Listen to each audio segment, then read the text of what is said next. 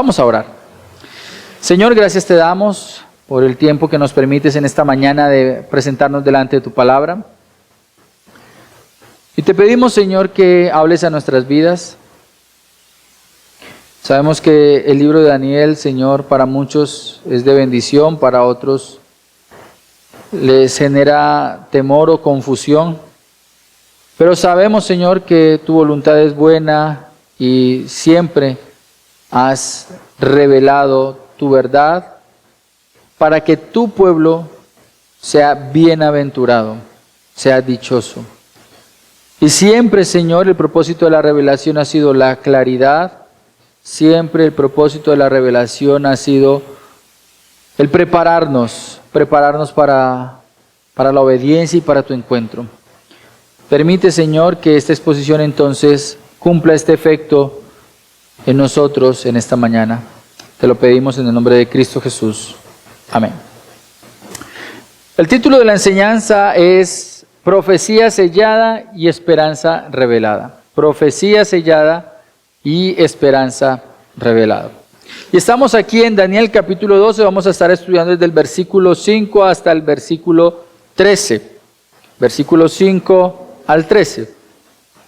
Y yo quiero que usted le preste mucha atención a lo siguiente porque precisamente la revelación del Nuevo Testamento, toda la revelación del Nuevo Testamento, dentro de las cosas que el Señor permite comunicar por medio de Santiago en su carta, Santiago, a la iglesia, hay una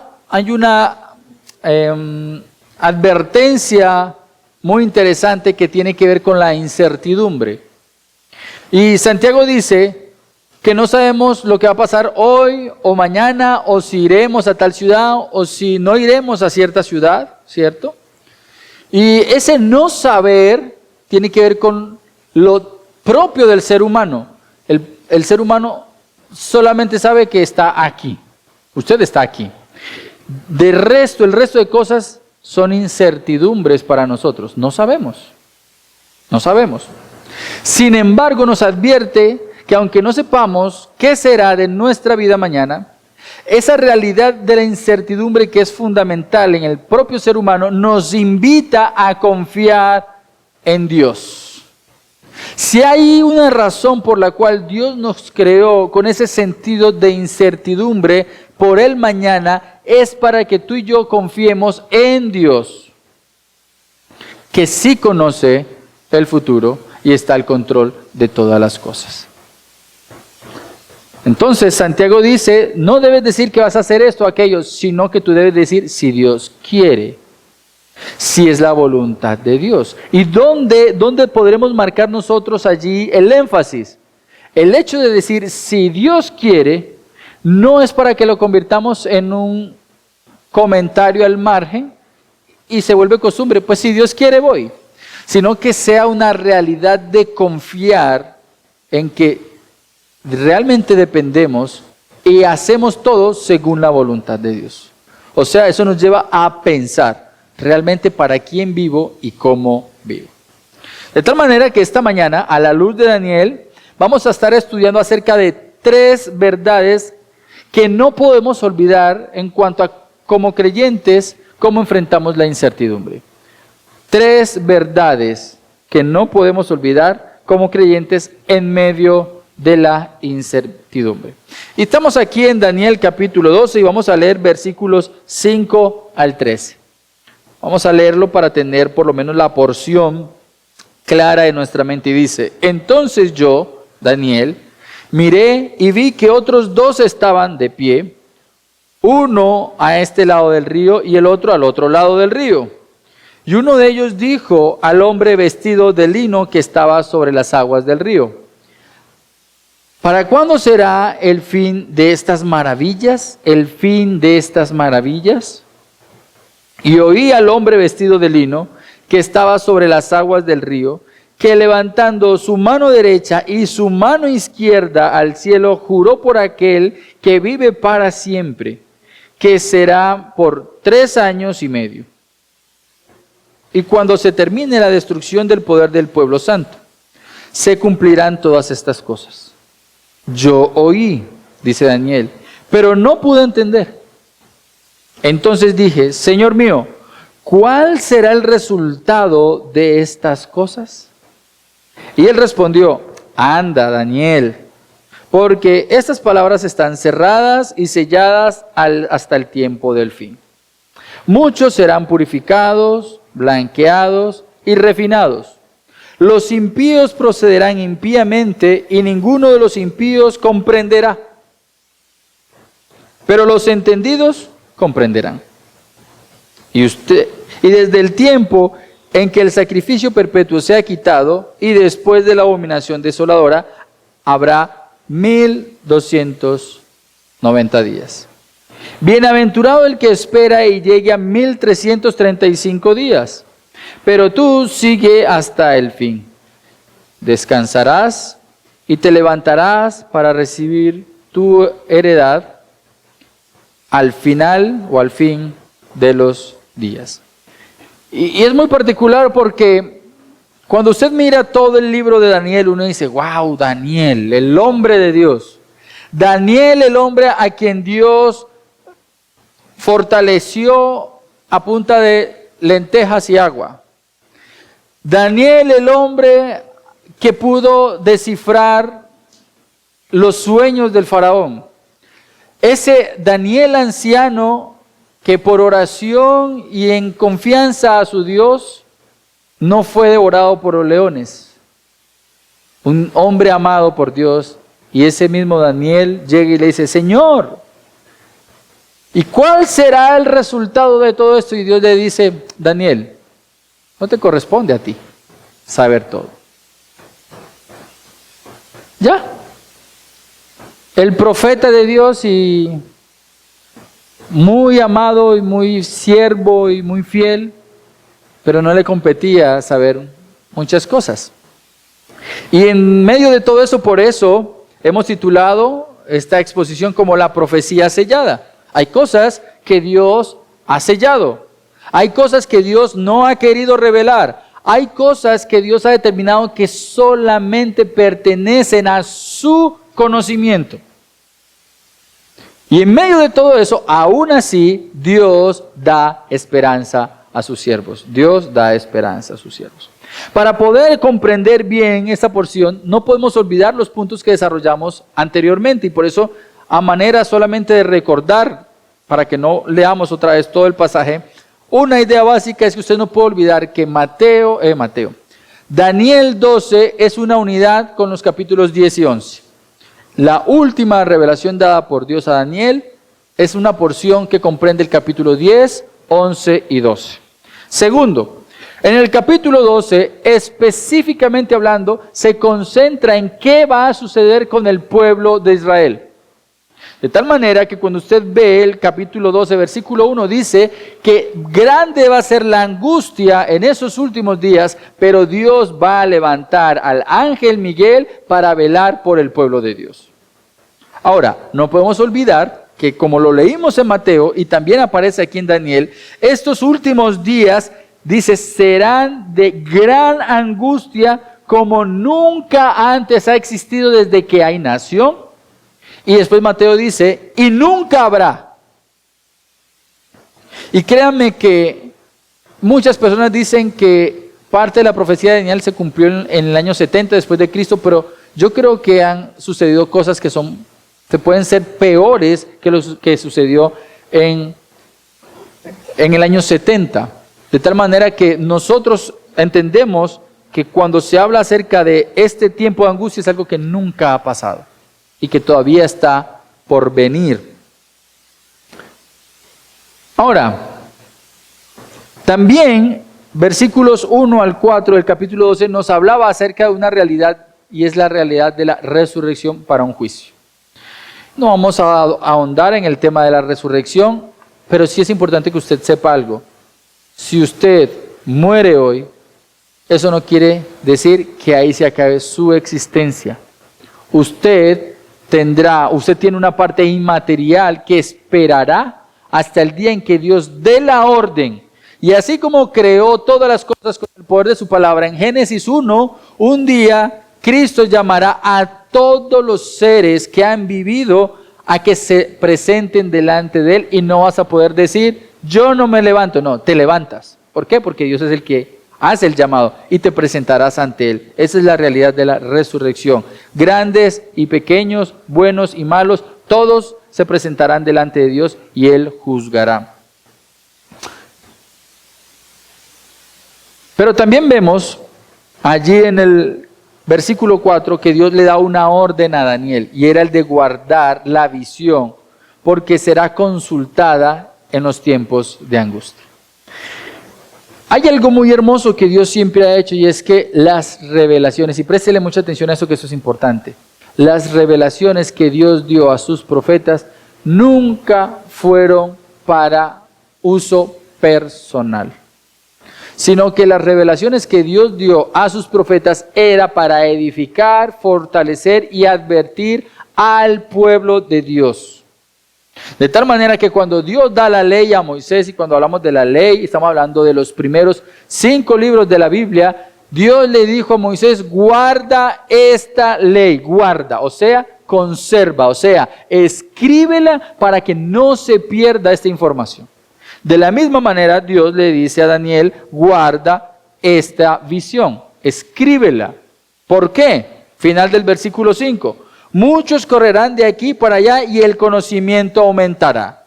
Y como lo compartí medianamente al final de la exposición anterior, este conocimiento no tiene que ver con tecnología, no tiene que ver con que las personas serán más inteligentes. Esta información, ese conocimiento que aumentará está directamente relacionado con que se sabrá que las personas van a acudir a este libro que ha sido guardado. Y las personas van a decir, Daniel lo dijo en su momento. Dios reveló que un hombre se iba a levantar y se iba a ir en contra del pueblo de Dios.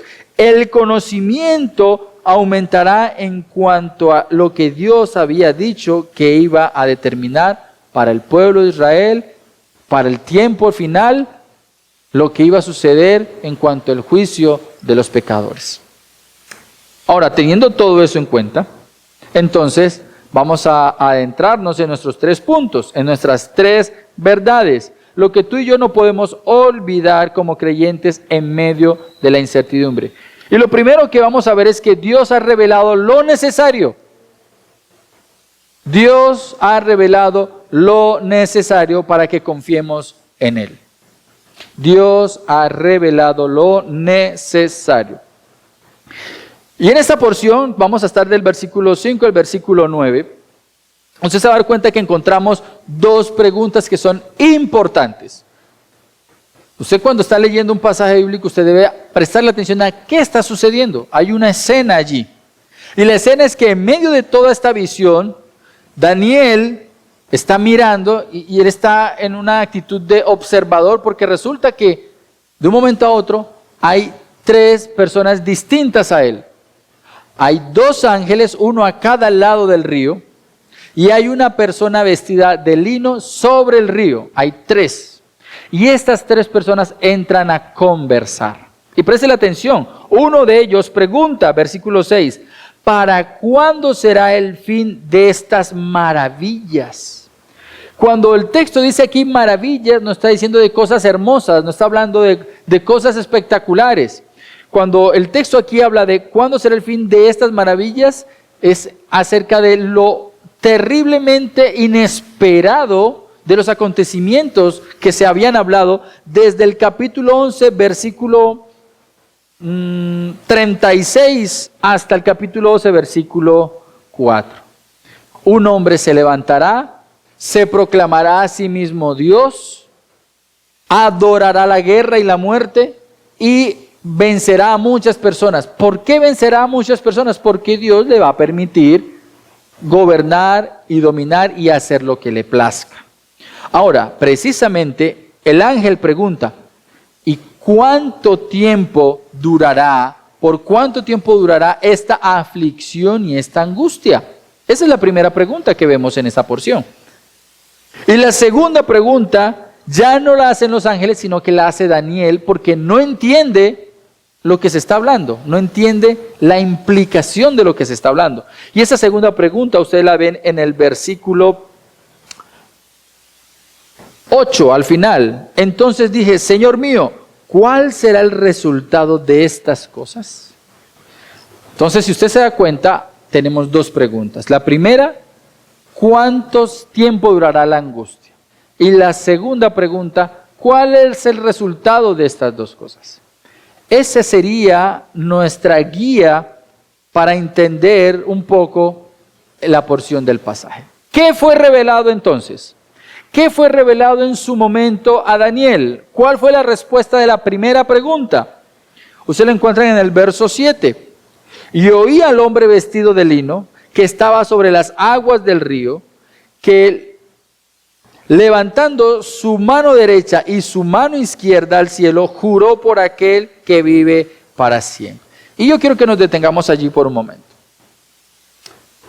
¿Qué significaba que una persona levantaba su mano en medio de un juramento o de una respuesta? Eso significaba que lo que iba a decir era solemne. Lo interesante no es que levantara una mano. Para nosotros, nuestras acciones ya no están cargadas de simbolismo. Pero en la antigüedad, levantar la mano a la hora de dar la respuesta era significado de que lo que se iba a decir era verdadero. El texto aquí no está diciendo que levantó una mano, dice que levantó las dos. Eso significaba que definitivamente su respuesta era verdadera. O sea, está haciendo un énfasis el texto allí de que la persona que está aquí respondiendo está levantando su voz como diciendo, lo digo yo y lo dice otro después de mí, que es superior a mí. Lo que voy a decir es verdadero. ¿Y cuál es la afirmación de esta persona? Versículo 7. Levantando las manos, juró por aquel que vive para siempre, que será por 3 años y medio. Según la versión, hay una versión que dice por 1 tiempo y 2 tiempos y medio tiempo. 1 año más 2 años más medio año. Total, 3 años y medio. Pregunta, ¿cuándo será el fin de estas maravillas? Pregunta, otra forma de entenderlo, ¿cuánto durará esta gran aflicción y angustia para el pueblo de Israel? Y la respuesta de este ser angelical es 3 años y medio. Va a durar esta aflicción, que a la luz del versículo 1 del capítulo 12 dice, es una angustia que nunca antes se ha visto y nunca más se verá. Ahora, acompáñeme a Daniel capítulo 7, versículo 25. Esta revelación del capítulo 12 no está aislada, no está sola en la Biblia. Hay muchos pasajes que confirman este mismo evento. Y Daniel capítulo 7, versículo 25 dice, él, o sea, hablando así aquí acerca de una bestia que se levantará del abismo mismo. Dice, él proferirá palabras contra el Altísimo y afligirá a los santos del Altísimo e intentará cambiar los tiempos y la ley. Y les serán entregados en sus manos por 3 años y medio. Pero, bueno, hasta ahí, por 3 años y medio. Dios permitirá que este hombre de pecado, el anticristo, tenga autoridad y poder para moverse por 3 años y medio.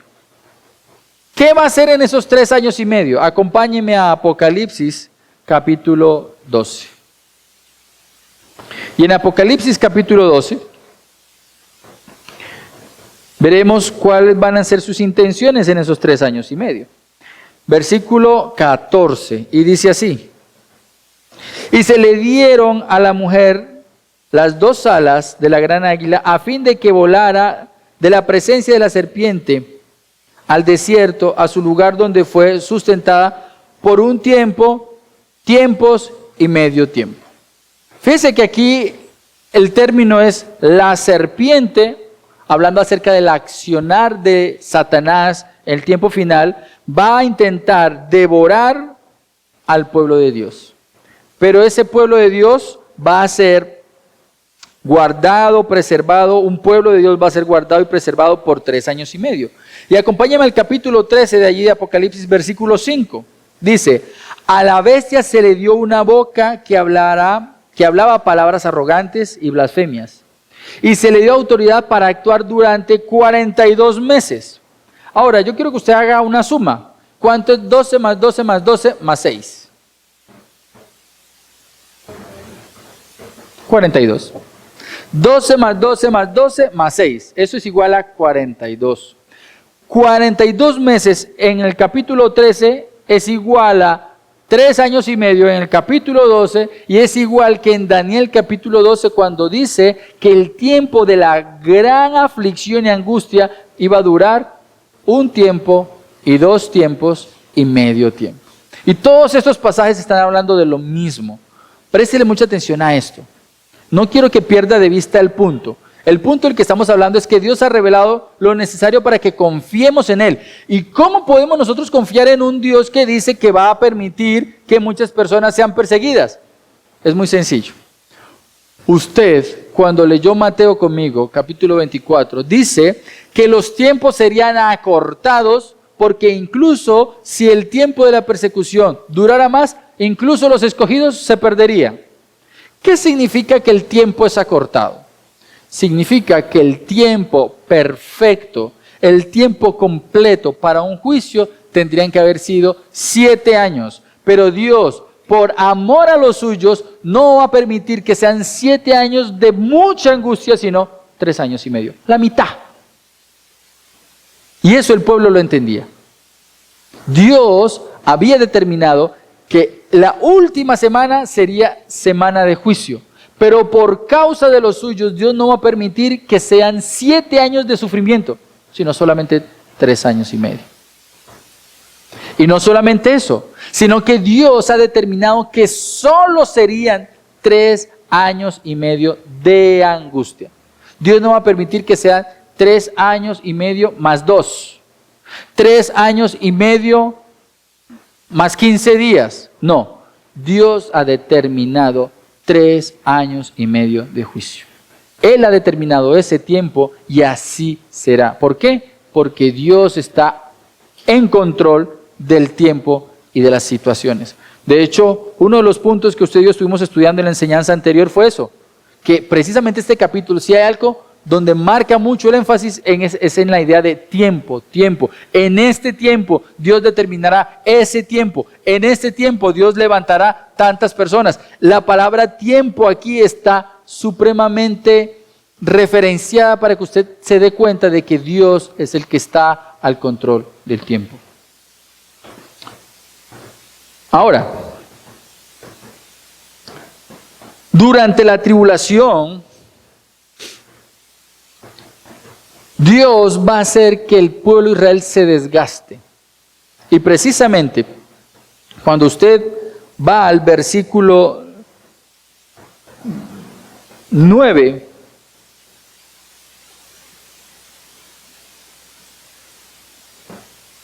al versículo 7, dice que esta tribulación durará 3 años y medio. Y cuando se termine la destrucción del poder del pueblo santo, se cumplirán todas estas cosas. Y me tocó como masticar y buscar y consultar, ¿qué entender aquí? ¿Cómo así que se cumplirán todas esas cosas cuando se termine la destrucción del poder del pueblo santo?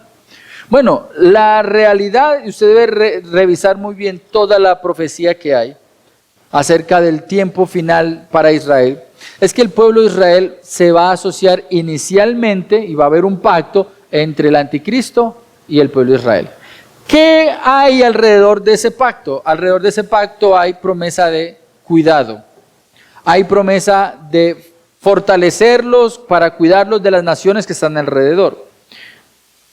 Pero cuando vengan 2 reyes de afuera y el anticristo salga y destruya a estas naciones, después el anticristo va a venir y va a intentar destruir al pueblo de Israel. Y eso va a ser un desgaste a tal punto que el pueblo mismo se va a quedar sin poder para defenderse.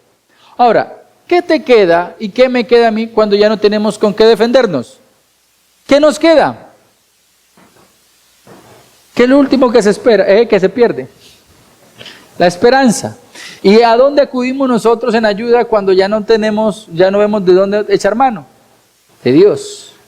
Pues precisamente de eso se trata. ¿Cuándo va a llegar Dios en ayuda de su pueblo? Cuando ese pueblo clame por ayuda. Acompáñame a Zacarías 14, versículos 1 al 4. Si no sabes dónde queda Zacarías, es uno de los últimos libros del Antiguo Testamento. Primero está Malaquías ahí al final y después te devuelves y encontramos a Zacarías, capítulo 14, versículos 1 al 4. Y mira lo que dice el pasaje, dice: viene el día del Señor en el cual serán repartidos tus despojos en medio de ti. Porque yo reuniré a todas las naciones en batalla contra Jerusalén. Mira, esto es interesante. ¿Quién está controlando las intenciones de las naciones alrededor de Jerusalén? Dios. ¿Con qué propósito? Bueno, vamos a mirar. Y será tomada la ciudad y serán saqueadas las casas y violadas las mujeres, o sea, van a quedar indefensos a tal punto que las naciones van a hacer lo que quieran con ese pueblo. Dice, la mitad de la ciudad será desterrada, pero el resto del pueblo no será cortado de la ciudad. El resto del pueblo no será cortado. Un pueblo será cortado, será desterrado, morirán, serán destruidos, otra parte no. Y después dice el versículo 3, entonces saldrá el Señor y peleará contra aquellas naciones como cuando Él peleó el día de la batalla. Sus pies se posarán aquel día en el monte de los olivos, que está frente a Jerusalén, al oriente, y el monte de los olivos se hendirá por el medio, de oriente a occidente, formando un enorme valle. Y una mitad del monte se apartará hacia el norte y la otra mitad hacia el sur. Es interesante porque esta porción de la Escritura me habla acerca de lo que va a suceder justo antes de terminar, mejor dicho, lo que va a determinar el final del tiempo de gran angustia. ¿Qué va a suceder el día cero de la cuenta regresiva del periodo de la gran tribulación? Cuando ya no haya esperanza para el pueblo de Israel. Cuando ellos digan, o tú nos salvas, o nosotros somos totalmente destruidos. En ese mismo momento, versículo 3, saldrá el Señor y peleará por su nación.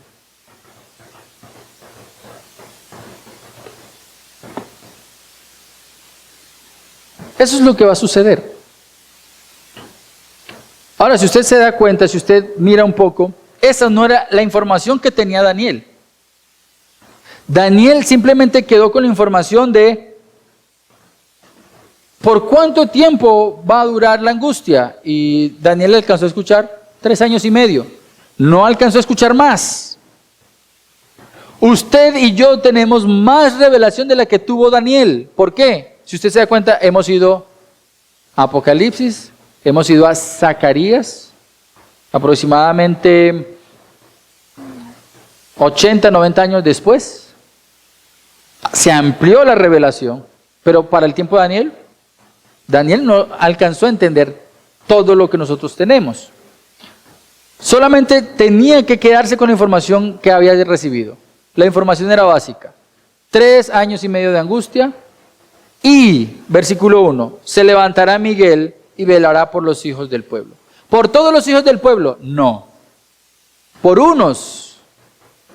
Por aquellos que fueran obedientes. Y préstele mucha atención a esto. Voy a volver a leer Daniel 12, 1 al 4. En aquel tiempo se levantará Miguel, el gran príncipe que velará sobre los hijos de tu pueblo. Será un tiempo de angustia cual nunca hubo desde que existen las naciones hasta entonces. Y en ese tiempo tu pueblo será librado. ¿Cuál es ese pueblo? Todos los que se encuentren inscritos en el libro. ¿Todos serán salvos? No, solo los que ¿qué? Los que estaban inscritos. Y miren lo que dice. Y muchos de los que duermen del polvo de la tierra despertarán, unos para vida eterna y otros para ignominia. para el desprecio eterno. Los entendidos brillarán. No todos los del pueblo de Israel van a ser salvos, pero todos los que Dios había preservado, que están escritos en el libro de la vida, todos ellos recibirán fuerza para soportar el tiempo de la angustia y serán librados del tiempo de la angustia. Eso fue la revelación que recibió Daniel. Ahora, estamos aquí en el versículo 7. Versículo 8. Yo oí. ¿Y qué? No entendí. Yo escuché, pero no entendí cómo interpretar estas cosas. Daniel, espérate. Dios te dio la sabiduría para recibir el sueño que Nabucodonosor había soñado y que había olvidado. Y lo interpretaste. Y pudiste leer la señal que inscribió sobre una pared en tiempos de Belsasar. Y lo interpretaste y lo entendiste y lo explicaste. Y no entendiste que el tiempo de angustia iban a ser 3 años y medio. ¿Qué fue lo que no entendiste, Daniel? Entonces Daniel hace la pregunta. Es una persona que sabe hacer preguntas. Él no volvió a hacer la misma pregunta. Si usted se da cuenta, Daniel no preguntó, venga Señor, otra vez, ¿cuánto tiempo va a durar la angustia? Esa no fue la pregunta. ¿Cuál fue la pregunta de Daniel? Daniel volvió y preguntó otro sentido del problema. Señor mío, ¿cuál será el resultado de estas cosas? Recuerden esto, Daniel era una persona que tenía una gran carga por su pueblo.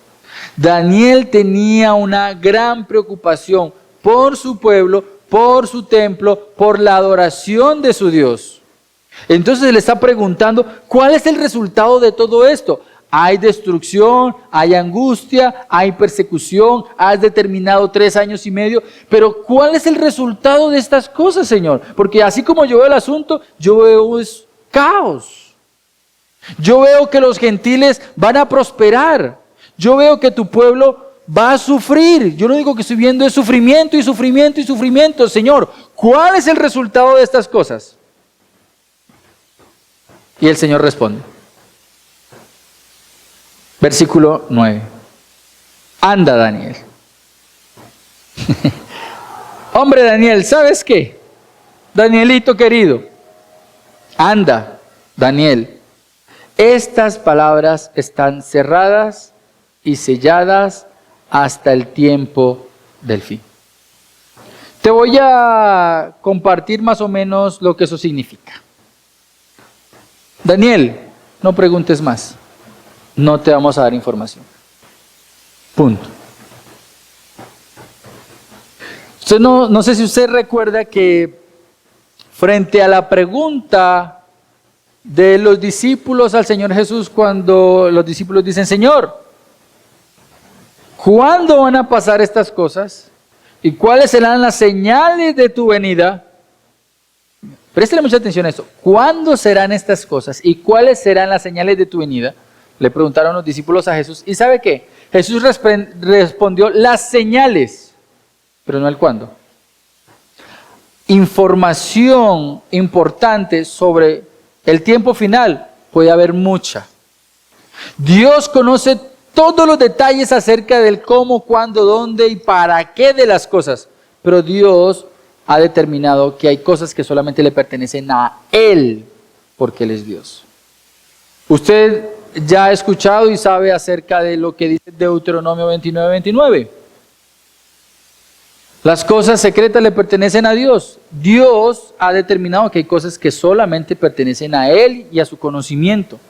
Ahora, el resto de cosas reveladas, y son bastantes, es para que usted y yo las conozcamos y las obedezcamos. Entonces, Danielito, ¿quieres saber cuál será el resultado de estas cosas? Tú y yo tenemos una respuesta. Daniel no la tuvo. En parte.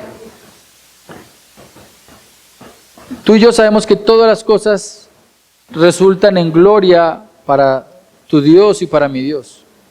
Tú y yo sabemos a la luz de Romanos que todas las cosas Dios las permite para que sus hijos sean perfeccionados. Todas las cosas obran para el bien de aquellos que han sido llamados conforme a la voluntad de Dios. Tú y yo sabemos que al final de los tiempos Dios va a permitir esta angustia para purificar. A la luz de 1 de Pedro, usted sabe que Dios permite dificultades, angustias, hambres, persecución para perfeccionar la fe. Perfeccionar la fe. Todas esas son respuestas a ¿cuál es el resultado de estas cosas? Pero a Daniel no le quedaba claro esta verdad. Ahora,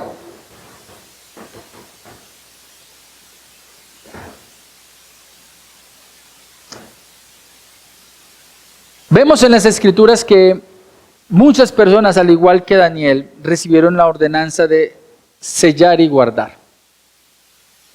Sellar y guardar. Y cada una de estas ordenanzas tenían propósitos particulares. Por ejemplo, a Moisés se le ordenó guardar la ley y el testimonio, o sea, escribir la ley. Éxodo 34:27. De tal manera que Moisés recibió la ley, la escribió y la guardó. En Deuteronomio 31:24 al 26 vemos que Moisés terminó de escribir la palabra y la entregó a los levitas con el propósito de que fuera preservada, que fuera enseñada. Al profeta Isaías se le dio la responsabilidad de sellar el testimonio, Isaías 8:16. Ata el testimonio, sella la ley entre mis discípulos. Tenía que recibir una profecía y dársela a su generación para que conocieran lo que Dios había determinado para el futuro. Y lo mismo sucedió con Juan. Juan recibe la orden de sellar, pero también en su momento recibe la orden de no sellar. Quiero que acompañe la lectura de Apocalipsis 10:4. Y es interesante. Juan está en la visión y allí en plena visión dice que cuando los 7 truenos hablaron, en plena visión del Apocalipsis, yo iba a escribir lo que los truenos hablaron. Pero oí una voz del cielo que decía, sella las cosas de los 7 truenos, que los 7 truenos han dicho, y no las escribas. En un momento particular de la revelación de Apocalipsis, Dios le da la orden a Juan de decir, lo que escuchaste, no lo vas a guardar, no lo vas a escribir, no lo vas a sellar. Sigue siendo un secreto del cielo. ¿Qué habrán dicho los 7 truenos? Pues espero que no vayas a pedirle al Señor que te diga, Señor, dime qué fue lo que dijeron los 7 truenos. No falta que salgan 7 demonios y te digan cada uno su mentira. Lo que Dios reveló, reveló. Lo que Dios determinó guardar, guardó. Pero mira muy bien lo que dice Apocalipsis 22:10. Este mismo Juan recibe la orden de no sellar las palabras de la profecía de este libro porque el tiempo está cerca. Y hay algo muy particular. En cuanto a la profecía y al cumplimiento de los tiempos, Dios ha entregado su revelación de manera progresiva y a medida que se va acercando el cumplimiento de ciertas profecías, Dios va abriendo la revelación. En el tiempo de Daniel muchas cosas fueron selladas, guardadas,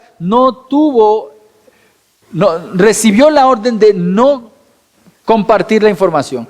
Pero lo mismo que Daniel había recibido de revelación, que en su momento fue ordenado para no ser revelado, más adelante Dios le dice a Juan, es hora de escribir porque el tiempo está cerca.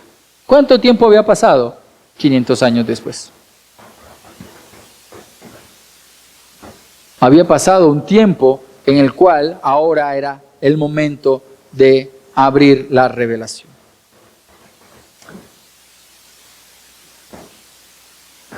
A modo de un resumen de este punto. Hay un periodo profético, pero sin una fecha exacta. 3 años y medio, el tiempo que Dios ha determinado para llevar a cumplimiento el juicio, pero no dice cuándo va a ser específicamente. Y Dios no le revela a Daniel el propósito. Y aquí tenemos un principio clave para nosotros, y es que no siempre conoceremos todos los detalles del plan de Dios. No siempre conoceremos todos los detalles del plan de Dios, pero podemos confiar en su soberanía. Tú y yo somos movidos por nuestra curiosidad y queremos saber más y más, pero Dios, por amor y por alimentar nuestra fe, ha determinado no revelar todos los detalles de su plan. Por lo tanto, no debemos obsesionarnos con descifrar lo que Dios ha sellado. Lo que debemos hacer es vivir con fe en lo que Él ha revelado. Y si seguimos, todavía tenemos aquí 3 versículos, versículo 10 al 12, encontramos allí nuestro segundo punto. Vamos a leerlo y dice: muchos serán purificados, emblanquecidos y refinados. Muchos, no dice todos, dice muchos. Los impíos procederán impíamente y ninguno de los impíos comprenderá. Pero los entendidos comprenderán. Y desde el tiempo en que el sacrificio perpetuo sea quitado y puesta la abominación de la desolación, habrá 1290 días. Bienaventurado el que espere y llegue a 1335 días. Aquí encontramos que Dios nos llama a vivir con esperanza en medio de la prueba. Y ese es nuestro segundo punto. Dios nos llama a vivir con esperanza en medio de la prueba. Dios va a permitir que el pueblo de Israel, pase por una gran tribulación con un propósito. ¿Cuál es el propósito? Ya lo había dicho en el capítulo 11 y aquí vuelve y lo reafirma. Serán purificados, emblanquecidos y refinados.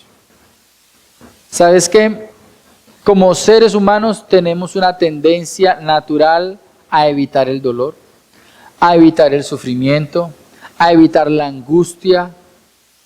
Pero Dios utiliza el dolor, el sufrimiento y la angustia para purificar, perfeccionar y refinar la fe. Ahora, si una persona no se sostiene en medio de la dificultad, del dolor y todo eso, es porque no era de Dios. ¿Por qué?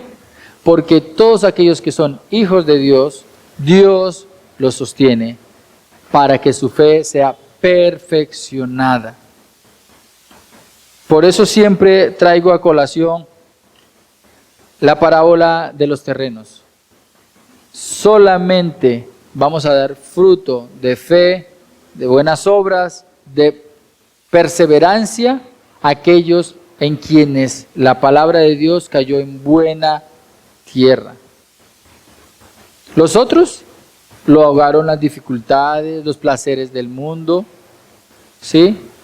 Pero Dios lo que va a hacer precisamente es que va a introducir a los suyos en momentos de dificultad, de dolor, de angustia, para que su fe sea perfeccionada.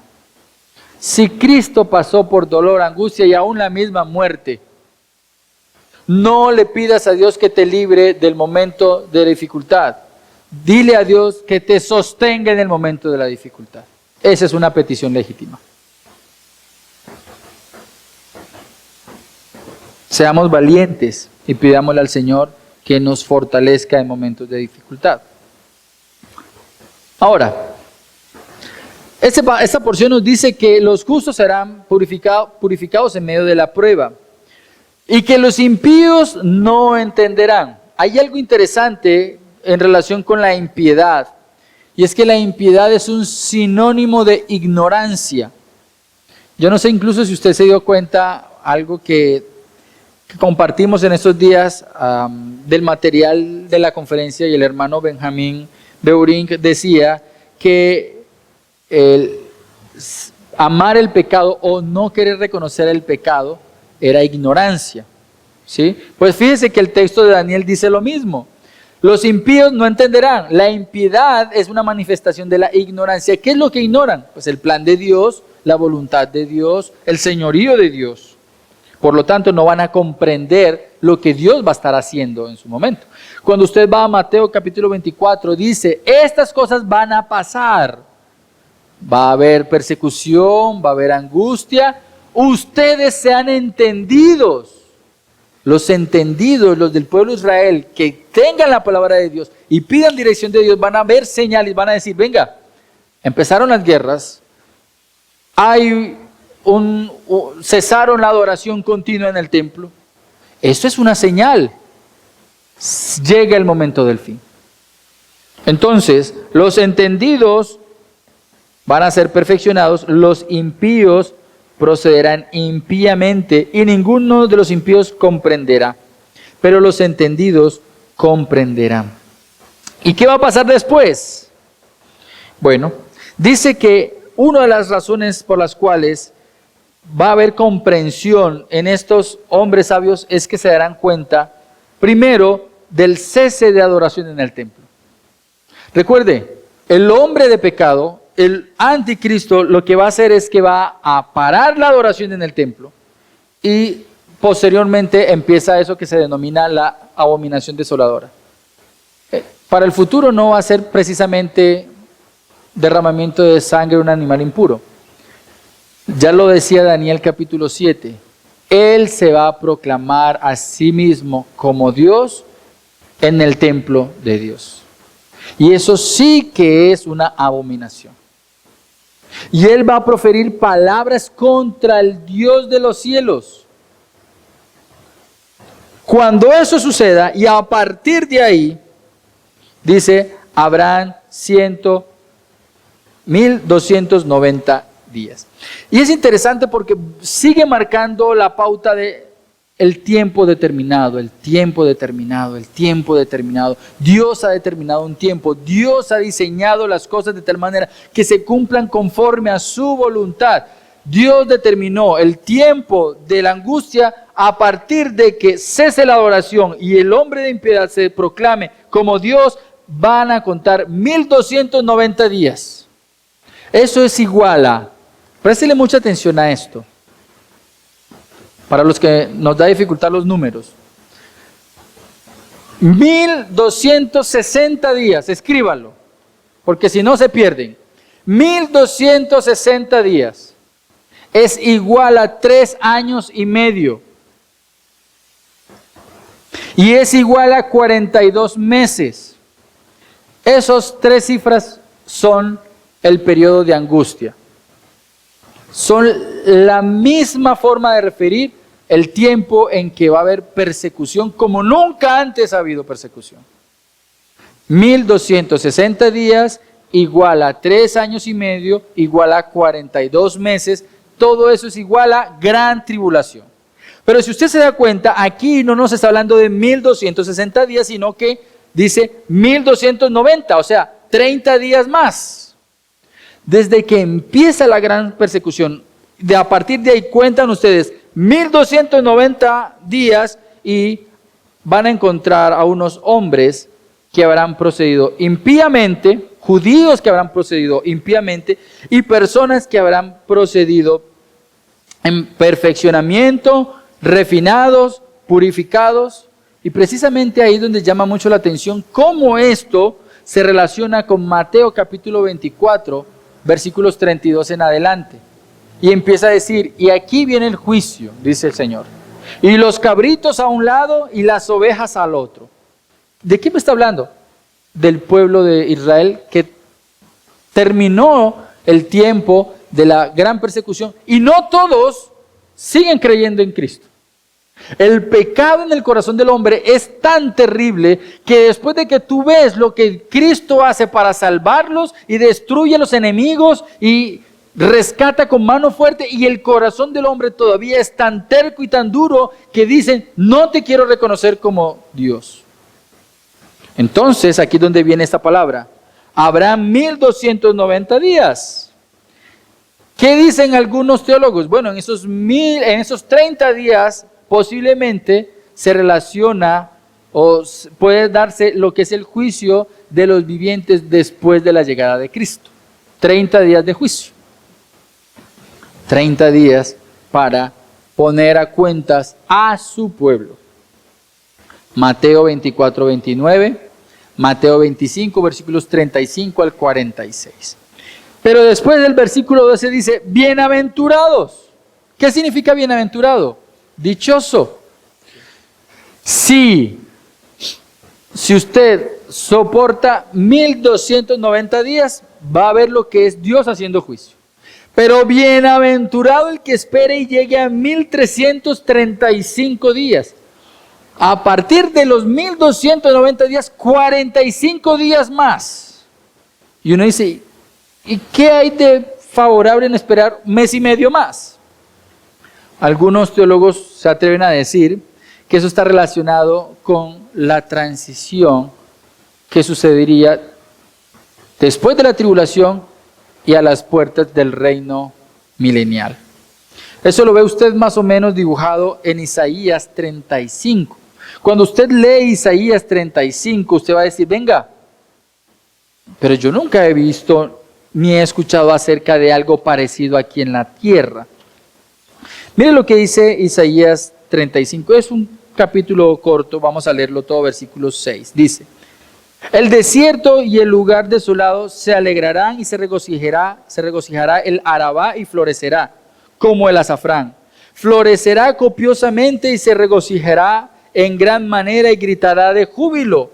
La gloria del Líbano le será dada, la majestad del Carmelo y de Sarón. Ellos llevarán la gloria del Señor, la majestad de nuestro Dios.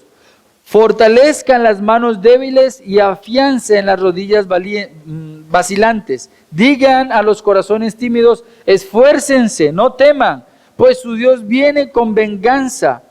La retribución vendrá de Dios mismo, mas Él los salvará. Entonces se abrirán los ojos de los ciegos y los ojos de los sordos se destaparán. Los cojos entonces saltarán como un ciervo. Y la lengua del mudo gritará de júbilo.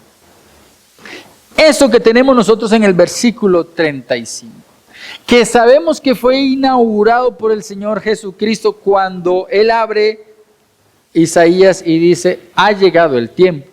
Ese ha llegado el tiempo era decir, yo soy el Mesías y les voy a dar una probadita de lo que será cuando yo reine. Pero no reinó.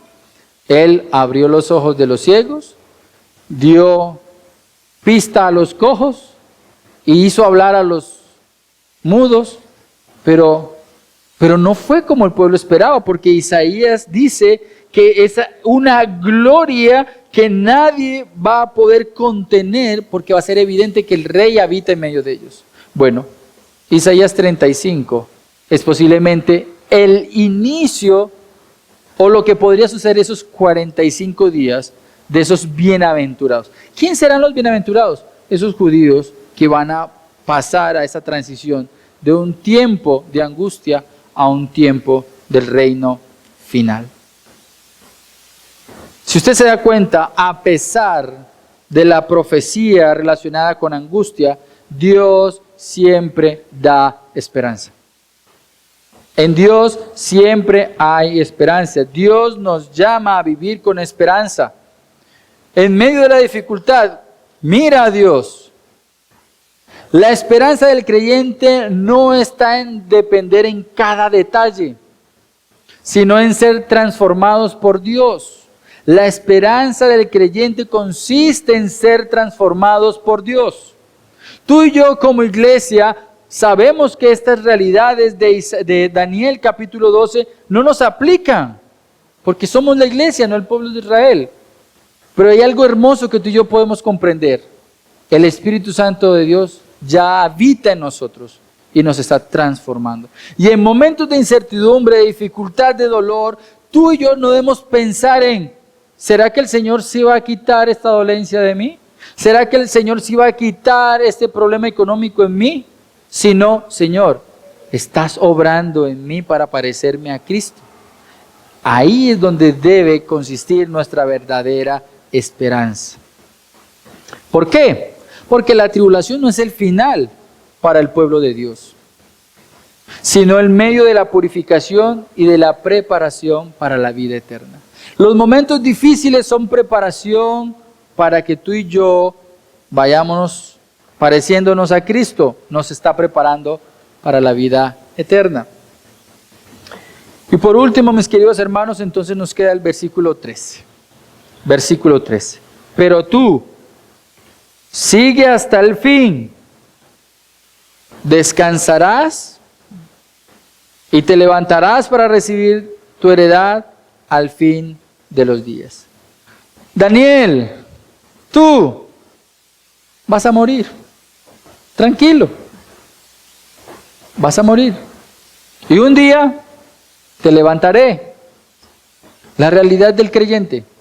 Vives para Dios. Mueres en Dios. Y eres resucitado por Dios para que vivas con Él. O vives para Dios y eres levantado porque Dios te llama.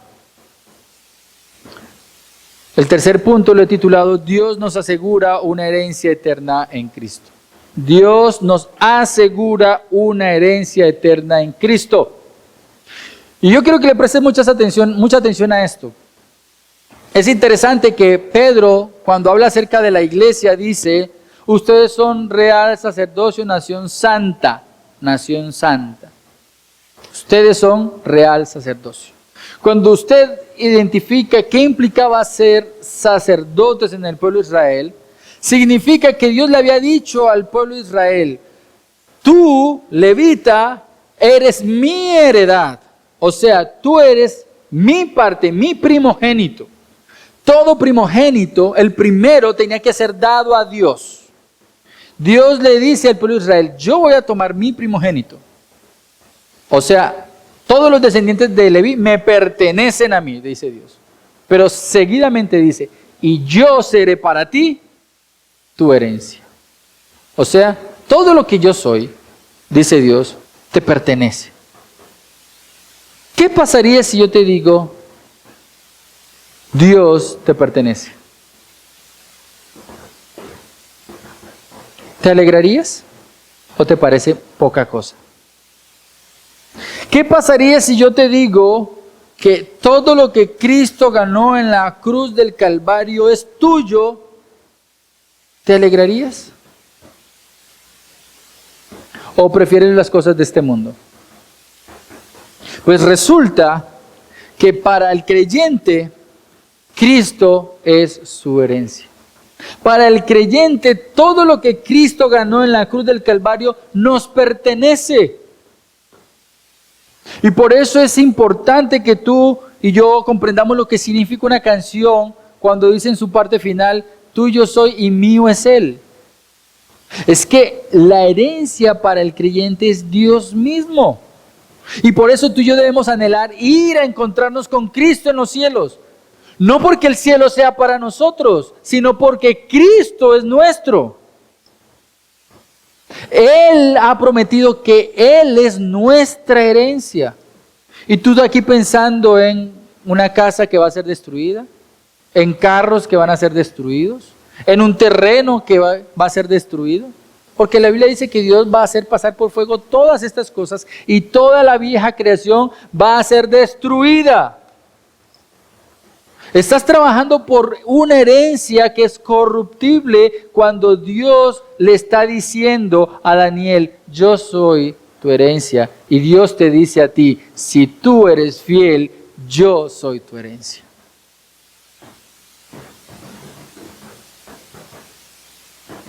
Dios nos garantiza el futuro para aquellos que confiamos en Él. No los garantiza.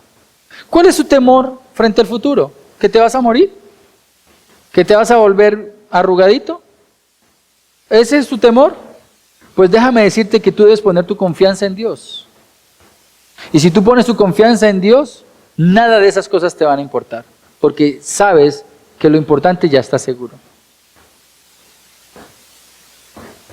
La vida cristiana no se trata de saberlo todo, mi querido hermano. La vida cristiana no se trata de tenerlo todo. Se trata de confiar en la fidelidad de Dios hasta el último día de tu vida.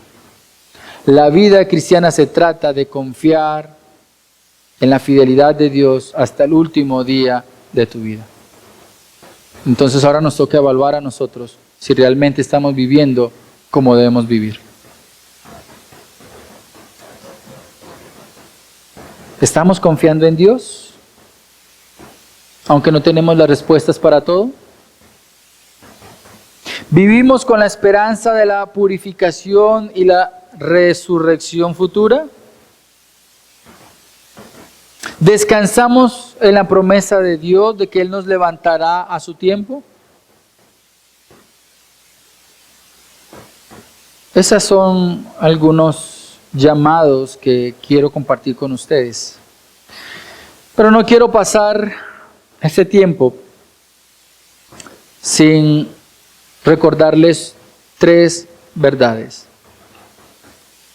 Tres verdades. Hay un destino final para cada persona.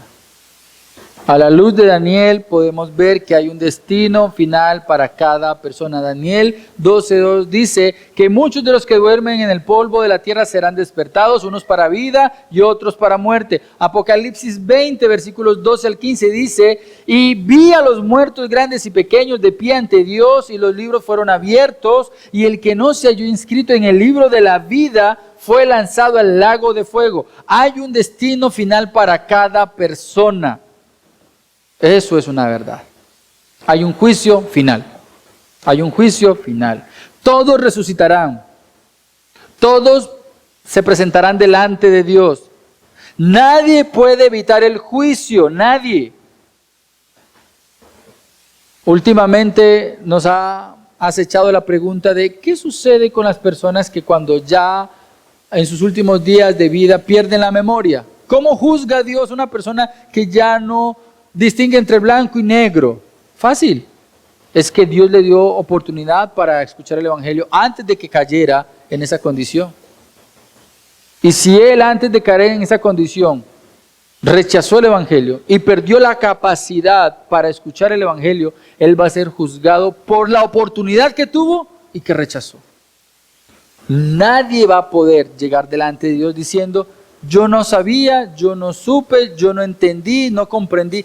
Todos responden al Evangelio de una u otra manera, mi querido hermano. Tú estás aquí y estás respondiendo al Evangelio de una u otra manera. Místicamente, religiosamente, atendidamente, estás respondiendo al Evangelio. La respuesta es obedecer o desobedecer. Todos tenemos un destino final. ¿Dónde estarás tú y con quién estarás tú ese día? Segundo, recuerda que hay un Salvador que ofrece vida eterna. Hay un Salvador que ofrece vida eterna. Recuerda, a la luz de Apocalipsis, a la luz de Mateo 24, es Cristo el que se levantará y salvará a un pueblo. La iglesia ha sido llamada a reconocer a Cristo como Señor y Salvador. Juan 3:16 dice, de tal manera amó Dios al mundo que dio a su Hijo para que todo el que cree en Él no se pierda. Cristo es el único camino para la salvación. Si estás creyendo que puedes descansar en tus obras, estás equivocado. Si estás creyendo que puedes descansar en el tiempo que crees que tienes de vida, porque aún eres joven, estás equivocado. El día de salvación es hoy. No sabes si tú vas a llegar a la vejez. No sabes. Y es un error creer que estás a tiempo. No estás a tiempo. Estás cogido del tiempo. Desde el momento en que cometiste tu primer pecado voluntario, te cogió la tarde para arrepentirte de tu pecado. Pero Dios le ha dado la oportunidad hoy porque Él es un Dios paciente. No puedes salvarte a ti mismo, no puedes. La única forma es que vayas al único que provee salvación, Cristo. Es el único, es el único, es el único. Tercera verdad, el tiempo es corto. El tiempo es corto. Préstale mucha atención a esto, y esto es hermoso. Daniel 12:9, lo vimos hoy.